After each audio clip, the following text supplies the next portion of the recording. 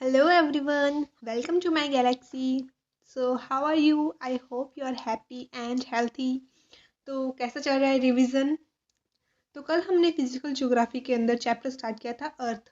उसके अंदर हमने कुछ पढ़ा था, जैसे पृथ्वी के एक्सिस के बारे में, उसके ऑर्बिट के बारे में, उसके आकार के बारे में। और आज हम पढ़ने वाले हैं पृथ्वी की गतियों अर्थात मोशन ऑफ अर्थ के बारे में। तो चलिए स्टार्ट करते हैं। सबसे पहले हम पढ़ने वाले हैं परिभ्रमण और घूर्णन के बारे में। एक सेकेंड। हाँ, परिभ्रमण और घूर्णन के बारे में।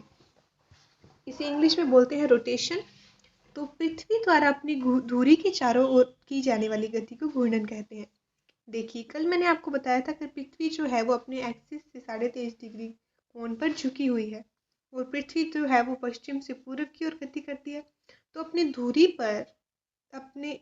पर ये काल्पनिक रेखा जो है ना, सी धुरी, इसके चारों ओर पश्चिम से पूर्व की ओर जो पृथ्वी घूर्णन करती है ना, इसे इसकी घूर्णन गति या परिभ्रमण या रोटेशन कहते हैं। पृथ्वी द्वारा अपनी धुरी के चारों ओर की जाने वाली गति ही घूर्णन कहलाती है। और पृथ्वी जो है वो पश्चिम से पूर्व की ओर घूर्णन करती है। पृथ्वी को एक परिभ्रमण पूरा करने में कितना टाइम लगता है? 23 घंटे 56 मिनट और 4 सेकेंड। इतना टाइम लगता है। ओके, परिभ्रमण के प्रभाव क्या होते हैं उसके बारे में पढ़ लेते हैं। सूर्य का पूर्व से उदय होते और पश्चिम में अस्त होते हुए प्रतीत होता। चूंकि पृथ्वी जो है वो पश्चिम से पूर्व की ओर गति करती है, तो हमें सूर्य जो है वो ईस्ट से उगता हुआ दिखाई देता है और वेस्ट में छिपता हुआ दिखाई देता है। अर्थात ईस्ट में उदय होता है और वेस्ट में छिपता हुआ दिखाई देता है। अब हमें ऐसे लगता है कि सूर्य उदय होता है, लेकिन यानी कि सूर्य गति करता है, बट एक्चुअल में तो पृथ्वी गति कर रही है ना। पृथ्वी पश्चिम से पूर्व की ओर गति करती है, इसलिए हमें वो पृथ्वी पश्चिम से पूर्व की ओर गति करती है, इसलिए हमें सूर्य जो है वो पूर्व से उगता हुआ दिखाई देता है। ओके, और क्या है इसके प्रभाव? दिन और रात का निर्माण होना। अब पृथ्वी जो है वो घूर्णन करते हैं, इसीलिए तो हमें दिन और रात के निर्माण होने का इस पर पृथ्वी पर दिन और रात का निर्माण होता है। अब जैसे मान लो ये नॉर्थ पोल है, ये साउथ पोल है, और ये जो है पृथ्वी की धुरी। अब पृथ्वी पर मान लो इस स्थिति में है पृथ्वी, तो इस हिस्से पर सूर्य की ऊर्जा पृथ्वी पर पड़ेगी और इस हिस्से पर क्या होगा? दिन। जबकि इस हिस्से पर जो है सूर्य की किरणें पृथ्वी पर नहीं पड़ रही है, तो यहाँ पर रात होगी। अब घूर्णन के कारण जो 12 घंटे बाद जो है ये स्थिति यहाँ आ जाएगी और ये स्थिति यहाँ आ जाएगी, है ना। पृथ्वी जब घूमेगी तो यहाँ पर दिन हो जाएगा और यहाँ पर रात हो जाएगी, क्योंकि ये वाला हिस्सा इधर आ जाएगा और ये वाला हिस्सा इधर आ जाएगा। इसीलिए इस पर दिन और रात का निर्माण होता है। ओके, और ये जो बीच में इसके ये जो सर्किल है ना, मैं बताती हूँ। ये सर्किल, ये जो उधर वाली साइड भी तो है ना, ये ऐसे ये पूरा सर्किल बना हुआ है। इसे क्या बोलते हैं? सर्किल ऑफ इल्यूमिनेशन, यानी कि प्रदीप्ति का व्रत। प्रदीप्ति का व्रत दिन और रात वाले स्थानों को अलग अलग करता है। और इसके प्रभाव क्या है? कोरियोलिस बल। पृथ्वी के परिभ्रमण के कारण जो है एक बल का निर्माण हो जाता है, जिसे बोलते हैं कोरियोलिस बल। अब ये कोरियोलिस बल क्या होता है, ये क्या काम करता है, इसके बारे में मैं बताती हूँ आपको। कोरियोलिस बल वो बल है जो पृथ्वी पर कोई भी मुक्त रूप से गति करती हुई वस्तु पर बल लगाता है। और यह बल नॉर्थ हेमिस्फीयर में तो ये कोई भी मुक्त रूप से गति करती हुई वस्तु को जो है वो दाईं ओर मोड़ देता है, यानी कि राइट साइड मोड़ देता है, और साउथ हेमिस्फीयर में लेफ्ट साइड मोड़ देता है। ओके, इसी के कारण जो है पृथ्वी पर चक्रवातों का निर्माण होता है। इसके बारे में हम आगे पढ़ेंगे।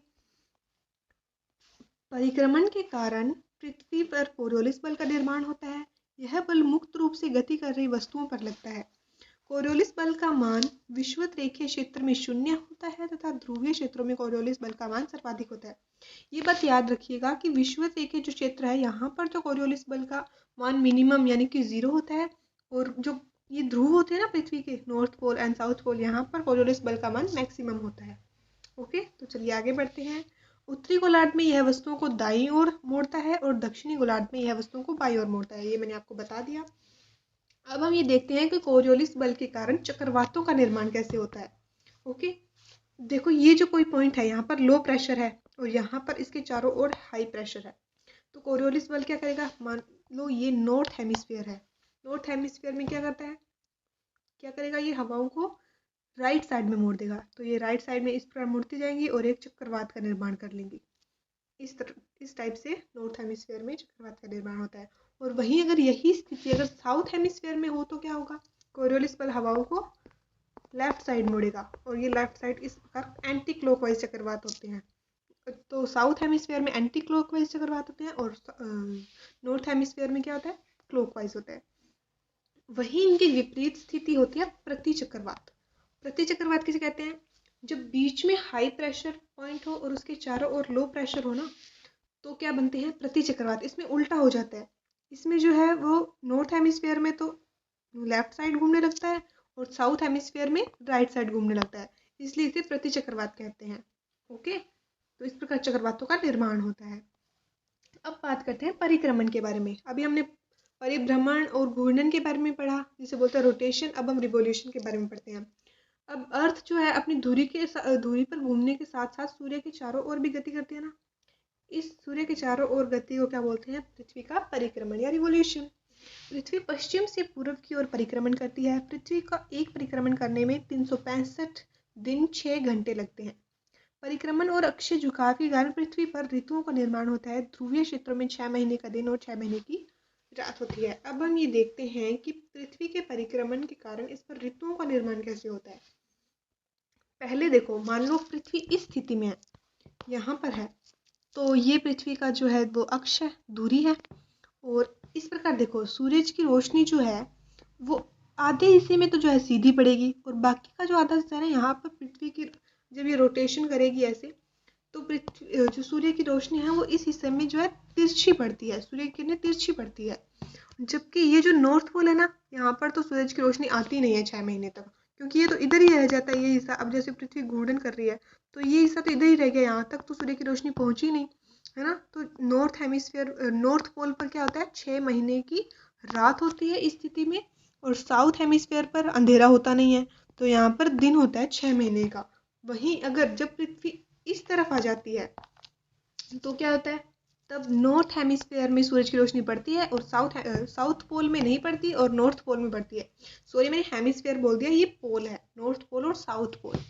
तो नॉर्थ पोल में पड़ती है तो यहाँ पर 6 महीने नॉर्थ पोल में दिन रहता है और साउथ पोल में रात रहती है। तो ये आपको पता चल गया कि 6 महीने दिन और 6 महीने रात पोल्स पर क्यों रहते हैं।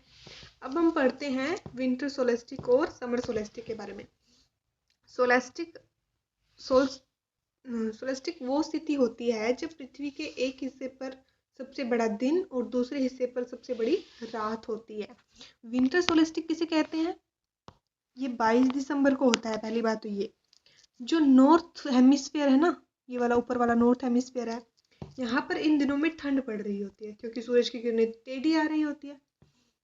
इस कारण जो है यहाँ पर 22 दिसंबर को सबसे लंबी रात होती है तथा साउथ हेमिस्फीयर में यहाँ पर इस दिन सबसे लंबा दिन होता है। हमारा भारत जो है वो नॉर्थ हेमिस्फीयर में है, तो 22 दिसंबर को अपने यहाँ क्या होती है, सबसे लंबी रात होती है। सर्दियों के दिनों में आपने वैसे भी देखा होगा कि कितनी जल्दी अंधेरा हो जाता है, लगभग शाम के 6 बजे तो एकदम अंधेरा हो जाता है और रात बहुत लंबी होती है ना। वहीं अगर समर सोलेस्टिक की बात करें तो जो नॉर्थ हेमिस्फीयर है यहाँ पर तो गर्मियाँ चल रही होती है और साउथ हेमिस्फीयर में क्या चल रही होती है, ठंड चल रही होती है। इसलिए जो है साउथ हेमिस्फीयर में 21 जून को सबसे लंबी रात होती है और नॉर्थ हेमिस्फीयर में 21 जून को सबसे लंबा दिन होता है। इसीलिए 21 जून को जो है योग दिवस मनाया जाता है। ओके, तो आपको ये अयनांत समझ आ गए। इसको बोलते हैं शरद अयनांत और इसको बोलते हैं ग्रीष्म अयनांत। और अब हम विषुव के बारे में पढ़ लेते हैं, equinox, autumn equinox and spring equinox. Autumn equinox क्या कहते हैं, जब सूरज की किरणें विषुवत रेखीय क्षेत्र पर एकदम सीधी पड़ती है, तो दोनों हेमिस्फीयर में 12 घंटे का दिन होता है और 12 घंटे की ही रात होती है। यह स्थिति साल में 2 बार होती है। एक तो 23 सितंबर को हो जाती है जब पृथ्वी विंटर सोलेस्टिक से समर सोलेस्टिक की तरफ जा रही होती है। 23 सितंबर को सभी जगह बरोबर दिन और बरोबर रात, यानी कि 12-12 घंटे की रात और दिन होते हैं। और यह स्थिति एक बार होती है 21 मार्च को, जब पृथ्वी समर सोलेस्टिक से विंटर सोलेस्टिक की तरफ बढ़ रही होती है। 21 मार्च को भी विषुवत रेखीय क्षेत्र पर सूरज की रोशनी सीधी पड़ती है और दोनों हेमिस्फीयर पर 12 घंटे का दिन और 12 घंटे की रात बरोबर होती है। ओके, तो चलिए इसी को हम एक बार फिर से रिवाइज कर लेते हैं। विषुव इक्विनॉक्स, इस स्थिति के दौरान सूर्य विषुवत रेखा के ठीक ऊपर होता है, अतः इस स्थिति के दौरान पृथ्वी पर सभी स्थानों पर 12 घंटे का दिन और 12 घंटे की रात होती है। विषुव की स्थिति वर्ष में 2 बार बनती है, वसंत विषुव 21 मार्च को और शरद विषुव 23 सितंबर को। अब अयनांत के बारे में हमने पढ़ा, इस स्थिति के दौरान सूर्य 23.5 डिग्री के ठीक ऊपर स्थित होता है। यह स्थिति भी वर्ष में 2 बार होती है, ग्रीष्म अयनांत और शीत अयनांत। ग्रीष्म अयनांत कब होता है? 21 जून को। इस दौरान उत्तरी गोलार्ध में सबसे लंबा दिन और दक्षिणी गोलार्ध में सबसे लंबी रात होती है। और शीत अयनांत के बारे में हमने पढ़ा कि 22 दिसंबर को यह होता है। इस दौरान उत्तरी गोलार्ध में सबसे लंबी रात और दक्षिणी गोलार्ध में सबसे लंबा दिन होता है। तो चलिए, हो गया हमारा अर्थ चैप्टर फिनिश। हमने फिजिकल ज्योग्राफी का एक चैप्टर कवर कर लिया है। तो कैसा लगा आपको ये चैप्टर, मुझे ज़रूर बताइएगा। आपको समझ आ रहा है या नहीं? आई नो मैं बीच बीच में थोड़ी अटक रही हूँ, क्योंकि यूट्यूब पर मैंने पहले कभी क्लास ली नहीं है, तो ये मेरा नया एक्सपीरियंस है। पर धीरे धीरे मैं सीख जाऊँगी। मैं अपना बेस्ट देने की ट्राई कर रही हूँ।